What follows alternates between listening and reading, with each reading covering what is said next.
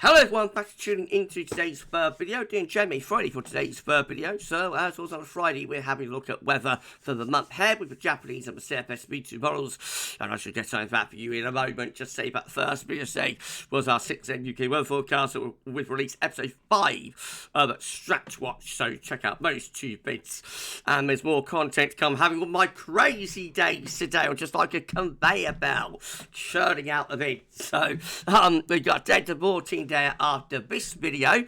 Then I'm going to be live for channel members at 6 PM. So if you're a channel member, make sure you check that out. We'll try to get Snow Watch squeezed in maybe just after the channel member stream. I think it might be a bit much to do the pub run live at 10:30, but we'll see how we get on with the vids and the content today. Anyway, please like, share, subscribe. Thank you so much everyone for doing that. Right to JMA Friday, we're going to start off with the 500 millibar height anomaly from the Arctic and the North Pole view down. That's North Pole to Spherical, roughly.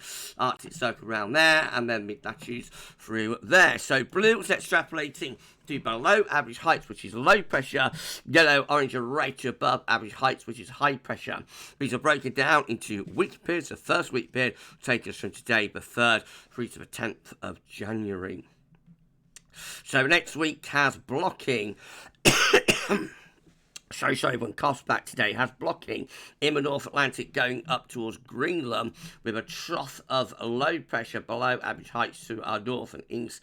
And that brings the wind in from a northerly direction. It's going to be cold in the weekend with wintry possibilities. Week 2 will be the 10th through to the 17th of January. High pressure then more or less in over the top of the country. So that's probably quite cold still with a fair amount of frost and that type of thing. But also quite a lot of dry weather.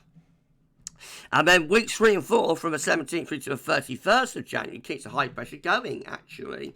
So we may start to bring some milder air in that high pressure from the Atlantic. But overall, it's an anticyclonic signal. And with such a strong signal for high pressure to be dominant, you would expect frost and fog and that kind of thing. So it doesn't look overly mild this January, I have to say. Well, let's have a look at the tropical and mid-latitude view. So we're in the top right-hand corner of the chart. As you look at it, you can't see Greenland, Iceland, the Arctic, all those areas off the chart up here. Reminder of the 500 millibar height anomaly for week 1, 3rd to the 10th of January, with a blocking signal you can just make out there and extending back northwards. Trough of low pressure over the north and west Europe, and winds coming in from the northeast. So temperatures obviously weekend are colder than average. It's a cold week to come. I say there will be wintry potential above average precipitation as well. So with cold temperatures, that tells us there could be some snow involved. You know, some places will get snow this weekend. Week 2 is the 10th to the 17th of January, a strong anticyclonic signal then. Temperature anomalies are recovering a little bit, but still a bit on the cool side, especially so for England and Wales, maybe slightly milder for Scotland and Ireland. And it's a drier week as well as that high pressure builds in and takes over. And then week 3 and 4 is the 17th, 31st of January, with again high pressure in control and in the ascendancy through Western Europe. Temperature anomalies are mildest for Scotland and Ireland, closer to average for England and Wales, suggesting that there could still be some frost and fog and that sort of thing. Precipitation-wise, a bit wetter for Scotland and Ireland, drier for England and Wales. This is quite a dry January that we've got coming up despite the cold and unsettled start. Well, as for JMA done, let's see how the CFS compares. So again, these are 500 millibar height anomalous, and we're broken down to week periods. The first week period will take us from the 3rd to the 9th of January. The next week, with below average heights, low pressure through the northwest Europe, combined with blocking around Greenland and winds coming in from that cold northeast direction. Cold and wintry starts off. Week 2 is going to be the 10th to the 16th of January, still with blocking around Greenland, Iceland, low pressure in from off the Atlantic. That could still be keeping things pretty cold and wintry, I think, especially so in more northern regions. Week 3 will be the 17th to the 23rd of January.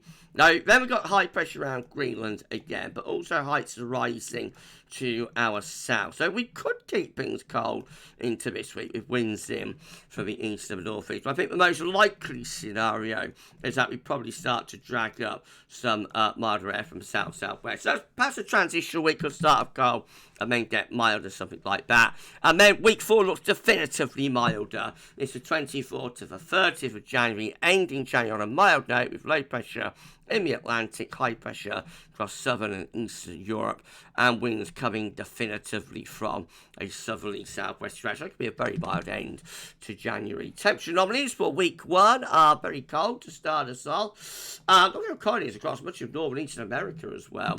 Both sides of the Atlantic looking cold there. And week 2 also cold. It's the 10th to the 16th of January. So cold for the UK and Ireland, cold for eastern America. Again, we see cold across both sides, I should say, of the Atlantic. Cold for Scandinavian, Nordic regions as well. Week 3 starts to go milder, so then we start to deviate from America. Look how cold it is still across Canada and America, firmly locked into the freeze. So brutal cold January for them. We're starting to go milder then in the 3rd week, and that continues into week 4 as well. The big freeze goes on though through most parts of North America and Canada, but we now are on the milder side, as is Northern Europe as well. So we maintain the cold weather till the middle of January, and then second half of January sees a thaw. Precipitation finally, so week 1, 3rd to the 9th of January. Look where the blocking is, up here. We see wet and average conditions with cold temperatures, very wintry potential with that as well. And week 2 carries that really. It's the 10th to the 16th of January, drier to the north, wetter to the south. The blocking signal maintained up to mid-month. But then we start to lose the blocking, we go wetter than average into week 3, albeit it's a weakening signal. And week 4 looking really wet, actually. It's the 24th, 30th of January was significantly above average rainfall in the Atlantic. Possibly all of that cold in America starts tapping up the jet or something. But of course, the further out you go, more unreliable it gets. The next couple of weeks looking cold anyway. So a cold first half of January, milder second half of January with JMA Friday today. Just a snapshot of what the 2 models are showing. So it could look different when we do JMA Friday again next week. And you'll find out tomorrow at 10 a.m. how the ECM WF 42-day model is looking. Will it be in agreement with this, or will it be showing something different? You'll find out in the morning, on Saturday morning. Right, that's that one done. So we're going to be back in a bit with Day 14 Day. I'm live for channel members at 6, as I say. We've got Snow Watch, going to try and squeeze that in this evening probably as well. So I'm a conveyor belt Gav today. 10 to 14 Day will be the next video up. Stand by for that. A JMA Friday for this week. That's all for now. And thanks for watching.